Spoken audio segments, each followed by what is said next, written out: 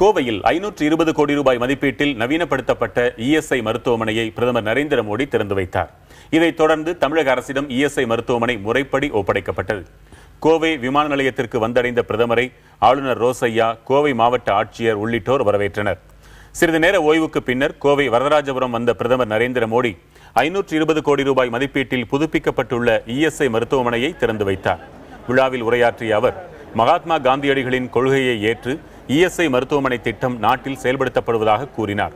அனைத்து தரப்பு தொழிலாளர்களின் நலன்களை காப்பதில் தமது தலைமையிலான மத்திய அரசு எப்போதும் உறுதியோடு இருப்பதாக பிரதமர் தெரிவித்தார். தமிழகத்தில் 4 அரசு மருத்துவக் கல்லூரிகளில் 345 இடங்களை அதிகரிக்க ஒப்புதல் அளிக்கப்பட்டிருப்பதாகவும் பிரதமர் மோடி குறிப்பிட்டார். இந்தியா சுதந்திரம் பெற்ற பின்னர் 1952ஆம் ஆண்டில் 2 இஎஸ்ஐ மருத்துவமனைகள் மட்டுமே இருந்ததாகவும், தற்போது நாடு முழுவதும் பல்வேறு நகரங்களில் 800க்கும் மேற்பட்ட இஎஸ்ஐ மருத்துவமனைகள் செயல்பட்டு வருவதாகவும் பிரதமர் நரேந்திர மோடி பெருமிதம் தெரிவித்தார்.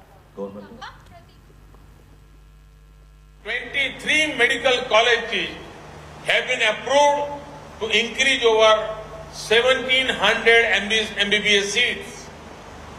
I am happy to inform that 4 state government medical colleges in Tamil Nadu, at Coimbatore, Kanyakumari, Tirunelveli and Madurai have been approved for upgradation by adding 345 more MBBS seats.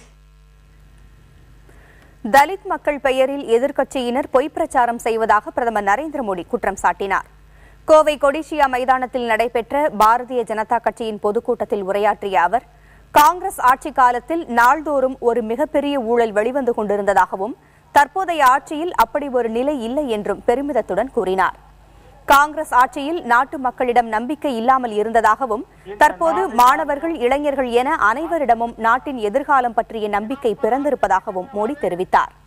ஒரு ஏழை தாயின் மகன் எப்படி நாட்டை ஆளலாம் என்ற கவலையும் வலியும் சிலருக்கு ஏற்பட்டிருப்பதாக கூறிய பிரதமர், அதனால் அரசின் செயல்பாடுகளை ஏற்றுக்கொள்ளாமல் முடக்குவதாக குறிப்பிட்டார். வஞ்சிக்கப்பட்ட, ஒடுக்கப்பட்ட, பிற்படுத்தப்பட்ட மக்களின் கண்களில் மண்ணை தூவி எதிர்க்கட்சியினர் அரசியல் நடத்துவதாக குற்றம் சாட்டிய மோடி, மாநிலங்களவையில் அரசுக்கு பெரும்பான்மை இல்லாததால் ஏழை மக்கள் பயன்பெறும் பல்வேறு சட்டங்களை நிறைவேற்ற முடியவில்லை என்றும் தெரிவித்தார். யூரியா தட்டுப்பாடு, கரும்பு நிலுவைத் தொகைக்கு தீர்வு, தானியங்கள், பருப்புகளுக்கு குறைந்தபட்ச விலை நிர்ணயம் செய்யப்பட்டிருப்பதாகவும் நரேந்திர மோடி கூறினார். एक आंख अगर दुर्बल हो तो शरीर को भी स्वस्थ नहीं कहा जाता. संपूर्ण भारत माता तब स्वस्थ होती है जब मेरे 125 करोड़ देशवासी स्वस्थ होते हैं, मेरे दलित ताकतवर होते हैं, मेरे पीड़ित ताकतवर होते हैं, मेरे वंचित ताकतवर होते हैं. समाज का दबा हुआ वर्ग 60 साल से जो विकास की प्रतीक्षा कर रहा है, उसको अगर अवसर नहीं मिलेगा तो देश कभी आगे नहीं बढ़ेगा. और इसलिए हमारा प्राथमिकता है गरीबों का भला, दलितों का भला, वंचितों का भला, शोषितों का भला, इसी को लेकर के हम काम कर रहे हैं. கோவையில் பாரதிய ஜனதாவின் பொதுக்கூட்டத்தில் பிரதமர் நரேந்திர மோடி தமிழில் பேசி தனது உரையை தொடங்கினார். எப்படி என்பதை பார்க்கலாம்.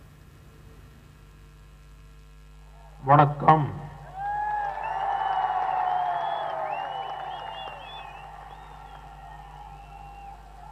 இன்று கோவை மாநகரம் வந்ததில் மகிழ்ச்சி. ஐரோப்பிய மற்றும் பிற நாடுகளுடன் வரியில்லா ஏற்றுமதி செய்யும் வகையில் ஒப்பந்தங்கள் மேற்கொள்ள வேண்டும் என தமிழக தொழிலாளர்கள் பிரதமரை சந்தித்து கோரிக்கை விடுத்துள்ளனர். கோவையில் திருப்பூர் ஏற்றுமதியாளர் சங்க தலைவர் சக்திவேல் இந்த தகவலை தெரிவித்தார். திருப்பூருக்கு 200 கோடி சிஇடிபிக்கு வேண்டும் என்று அந்த கோரிக்கை வைத்து கேட்டுள்ளோம்.